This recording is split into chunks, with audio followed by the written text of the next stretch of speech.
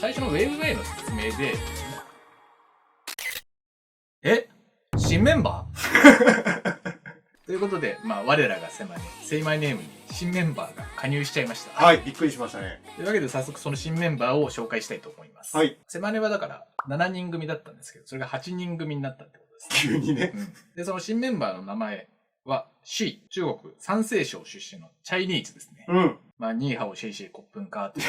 コップンカーは違う。となりました。違くもないんだけどね。いるからね。まさかの4カ国編成となりました。はいはいはいはい。だから、孫うことなき多国籍グループとなりました。3はそこそこいますけど、4は結構珍しいんじゃないかな。そうね、多い方じゃないかな。本名は、ヤン・シューモンという、可愛い響きで、周囲は、身長が、グループの最長身のソハが、169センチぐらいなんですけど、それをしのぐ170前半じゃないかと見られてまして、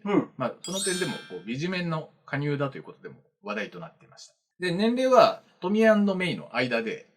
グループでは2番目ということになります。こういう新加入はマンネがパターン的に多いかなと思うので、年長組というのも珍しいかなと。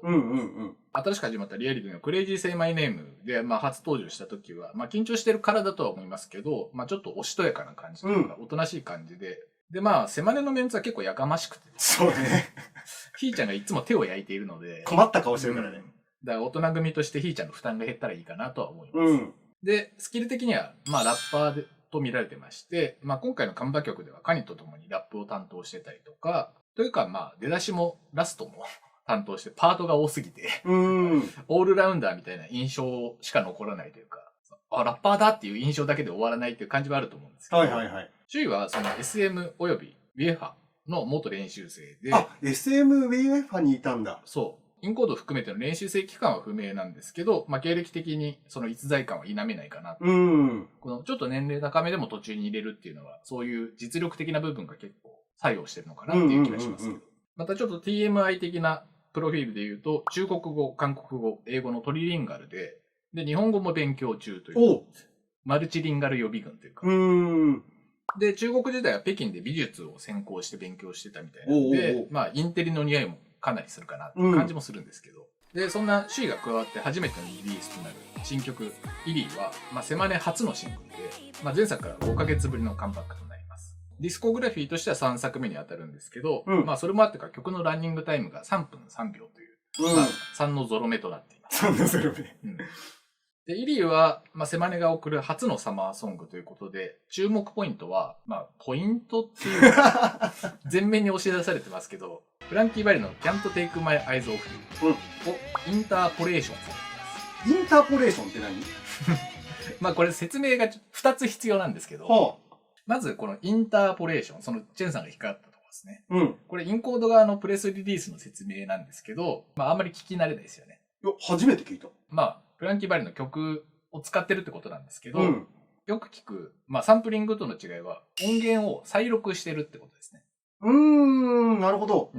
要するに曲をそのまま使ってないっていうのが、サンプリングとの違いなんですけど、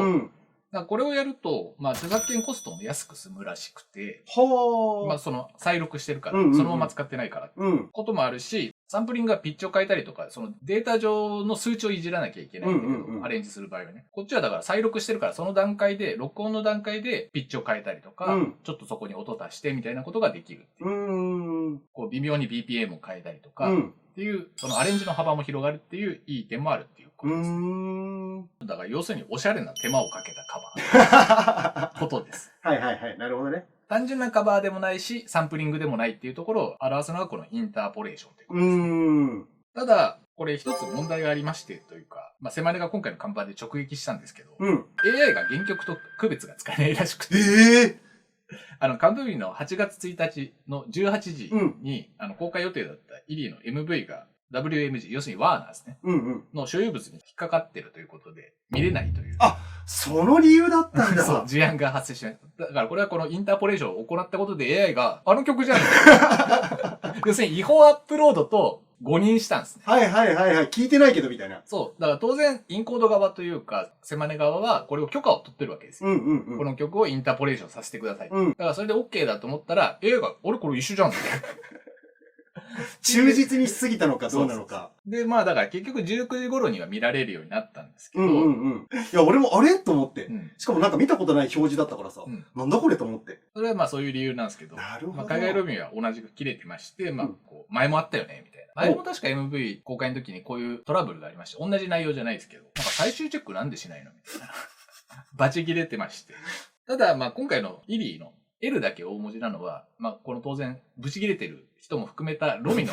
L だから多分大文字にしてるっていう。はい。そういう、こう、愛憎をぶつかり合うオープニングとなってしまったんですけども、そしてまあもう一つ説明が必要なのが、フランキー・バレの Can't Take My Eyes Off You なんですが、まあこちらは、1967年にリリースされたのが原曲なんですよ。曲としては、ボーイズタウンギャングっていう、まあ女性ボーカルと2人の男性っていう、まあブルゾンチエミみたいな、レズビー的な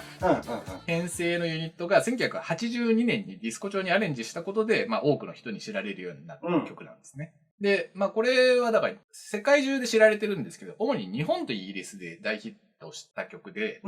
で、日本では君の瞳に恋してるっていう放題でも知られてまして、まあそれこそ数々のカバーとか、まあ CM などにも多く使われてきて、まあ、特にそのセマネ、ロミ世代じゃない、もっと上の世代の人にはすごくよく知られてる曲の感じではあるんですけど。今の子でも聞いたことないって人あんまりいないそうなぐらい有名な、超有名曲だよね。Z 世代は普通に新鮮なんじゃないかな。まあそれを狙ってるってことだと思う。まあ。だその両方を意識してるっていうか、上の世代にも刺さるようにだし、新しい子には新鮮。まあ Y2K がやってるアプローチともそうだけど、まあ原曲は1967年なんで、もう Y1K というか、Y2K ですらないっていう。半世紀以上前でしょ。っていう感じなんですけど、いやだからね、君の瞳に恋してるんですよ。いや、俺も瞳に恋してる。なるほど。いや、ジェジュンさ、絶対意図的になんでこれをさ、言わないのっていう。で韓国人で、この現代しか知らない人が使ってるんだったらわかるけど、ジェジュンだよ。なんで言わないのだからあれだね、だからその、ひーちゃんびいきみたいなことを言われないようにしてんじゃないの？そういうことまあもしかしたらね。まあただ要するに、イリーは、まあ君の瞳に恋してるをインタポした。インタポ現代的な感性のダンスポップトラックということになります。はい。まあその清涼感が詰まったセマネ初のサマーソング、イリーはいかがでしたか？俺さ、これ、ティーザー2で使われてた。俺ティーザー2を見逃してたわけ。そう、だから、本ちゃんで見たときに、あーってなって。君の瞳に恋してるだってなって。そこにすごくピンとくる人もいるし、新鮮に感じる人もいるっていうのが、まあ、これぐらい古い曲だとは起こりうる現象としても、まあ、面白いってことはある。そう、だから、好きな人も多い曲だと思うし、まあ、飽きてる人も多いと思うよ。でもそれもわかる。それぐらい、いろいろなところで本当にさ、腐るほどカバーされてる曲じゃん。でも、俺はいつ聴いてもいいなっていうふうに思うし。俺もでもね、さすがに久々に聴いたい。でも、たまにそれこそ、なんか、誰々のカバーみたいなやつとかでさ、結構それこそアレンジが違ったりするからさ。ジャズカバーとか俺はすごい多いイメージあるかな。しっとり歌うというか、アンプラグドで歌ってるカバー多いなっていうイメージ結構あるから。そう。だからバリエーションもいろいろあるから、まあそれぞれの楽しみ方あるんだけど、やっぱりこう、セマネがこの曲を使うっていうところでの、まずこの気持ちの上がり方。こんなのいいに決まってんじゃんってもう開始5秒ぐらいで思ってたから。MV ではさ、それこそ冒頭わかんないんだけど、まあ音楽番組とか見るとさ、もう冒頭が首位じゃん。お、そういう見せ方なんだと思って。そうだから MV でその見せ方じゃないっていうのは、その二重の驚きを意識してるのか、今回さ、要するに首位の紹介ミュージックビデオじゃん。だからそこを、なんか MV 上はそこまで強調まあしてるっちゃしてるけど、だから音楽番組でこう、そんなにやってるんだっていうのがはっきりするっていうところはあるし、まあちょっとびっくりするポイントではあるかな。そう、だからあの曲を導入部に使うのに、その後がラップパートで、しかもいきなり首位がバッてきて。俺もだからそのカニをメインにして、リードを首位にやらせるのかと思ったら、首位がほぼメインで。ところはあるからさ。富ちゃん推しをあんまり強調させないためにの文脈は逆に通用しないなっていうのは、首位の扱い見てると思っちゃうけど。いや、だからその首位の後にだからカーニが出てきてさ、まあ、順位もちょっとパートあったりとかするからさ。みんなちょっとラップっぽいよね、今回。アレンジというか曲がね。そう、だから、これでトリプルラッパーかみたいなさ、ところもあるし、まあ MV はまあ、今言ったように紹介 MV だったけど、まあやっぱり、ああいう見せ方、猫が首位でしたっていう。俺はびっくりしたよ。まさか猫の正体が首位だったと。やっぱ、多分ね、それを思った人はたくさんいると思うよ。だから、デビューから我々はさ、ずっと不思議だったじゃん。なぜ猫をこんなに押すのか。で、まあ、ロミというか、ジェジュンが猫好きだからでしょみたいなことで、まあねじ伏せられてたっていうか、いや根拠としては薄いけど、それを、まあ我々も、ジェジュンのプロデューサーの初々しさっていうところでの、稚拙さみたいなところで、こう納得してた部分だったけど、いや、そんなことでこんなに猫を押すかなと思ってたけど、ここでまさかの伏線回収っていうのが、まああったっていう、ね。8人目がずっと最初から出てたっていう、ね。だから、今回冒頭プールじゃん。あれだから、ウェイブウェイのオープニングでさ、猫が飛び込んでる POV から始まるじゃん。POV っていうか COV というか。だからあそこ、ここでこんなに伏線回収してるんだなっていうのは、まあ納得いった部分というか、すごい振り長かったなって。だこれをまあ一応描いてての猫アプローチだったんだなっていう。まあキャラクターと三毛猫ちゃんあんまりビジュアル合ってないけど。ただまあ、周囲が猫だったっていうのは、まあいいんだけど、歯磨き初めて覚えるのはアイドル的にどうかなと思うけど、最後も歯磨き落ちで終わるけど、今まで歯磨いたことないってどうなのっていうのはちょっと思うけど。まあまだ一応子猫ですからね。まあでもそれこそ MV の見せ方すごく王道っちゃ王道だよ。まあそうだね。やっぱりその澄んだ青空、もう晴れやかなさ、ところにさ、8人がバーって駆け出したりとかさ。ちなみに言うの忘れてたけど、MV の撮影場所は沖縄です。まあダイナーが全然沖縄っぽくない。あと漢字とかも全然映んないから。MV の撮影場所自体は沖縄です。そういえばなんか前にチラッと見たかも。その撮影してる風景をさ、よくさ、撮られるじゃん。それで沖縄っていうのをちょっと見た気がするわ、そういえば。そう、だからさっきちょっと2人で一緒に MV を見たときに、このオープニングそんなに必要かねみたいなこと言ってたんですけど、要するに沖縄の風景を見せたいっていうのもあるってこと。なるほど。沖縄なのか。鉄塔とかは結構ジャパンっぽいんじゃないのかな。っていうのは思いますけど。まあでもそういう意味ではロケーション的にバッチリだったし、やっぱりそのサマーソングとしての条件というかさ、なんかそういうところをすごい満たしてたし、振りもやっぱり相変わらず迫れらしいなっていう可愛さ、なんかあら言うのとかさ、くねくねする。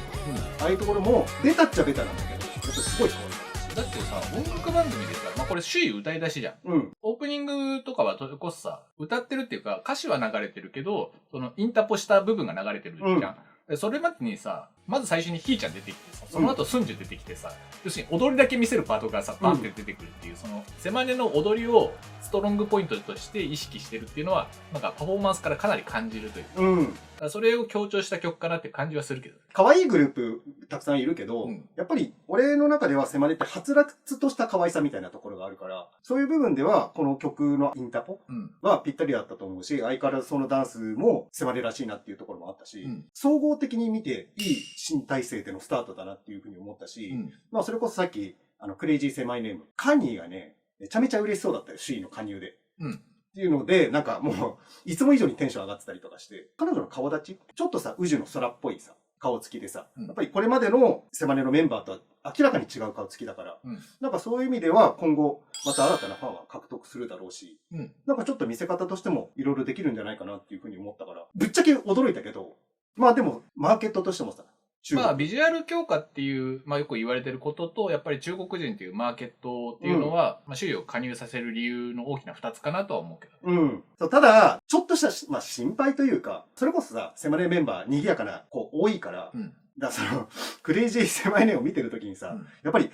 れ大丈夫かなと思って。周りがすっげえ騒がしいからさ。馴染めるかどうか。そう。なんか。ひーちゃんいるから大丈夫でしょ。まあね。いやなんかさ、おとなしいタイプだとさ、周りに合わせるのって大変じゃん。で、まあ、ひーちゃんはひーちゃんで、まあ最年長でリーダーっていうところもあるから、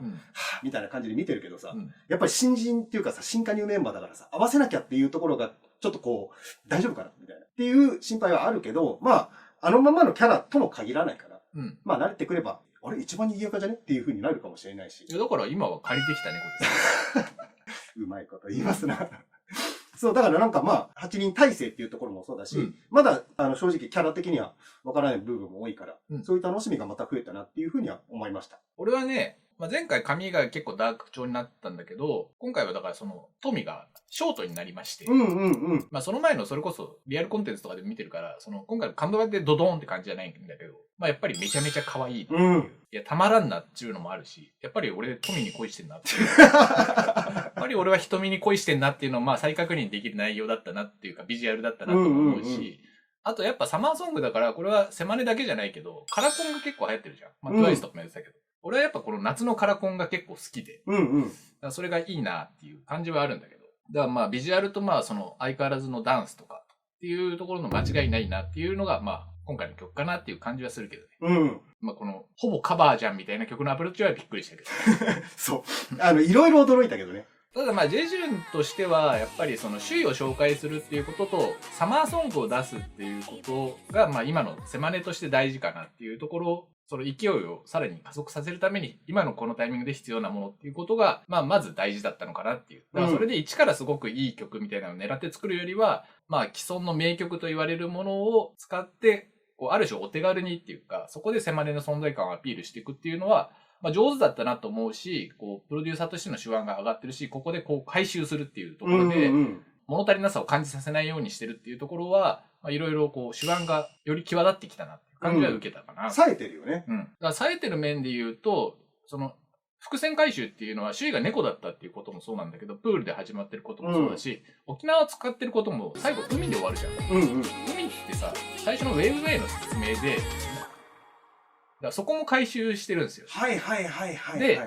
要するにまあ波から始まって川が海に繋がっていくっていう話がもともとあって、それでまあ水がコンセプトになってたんだけど、でそこがここから広がっていくってことで、で、セマネの MV というかティーザーとかまあリアルコンテンツもそうだけど、まあ、当然といえば当然だけど、日本語のコメントめっちゃ多いのよ。まあ、俺の体感で5割以上ある。で、まあこれはさ、日本人だから当然目立つわけじゃん。だけど、これってさ、普通にフラットで見たら外国語のコメントが多いわけ。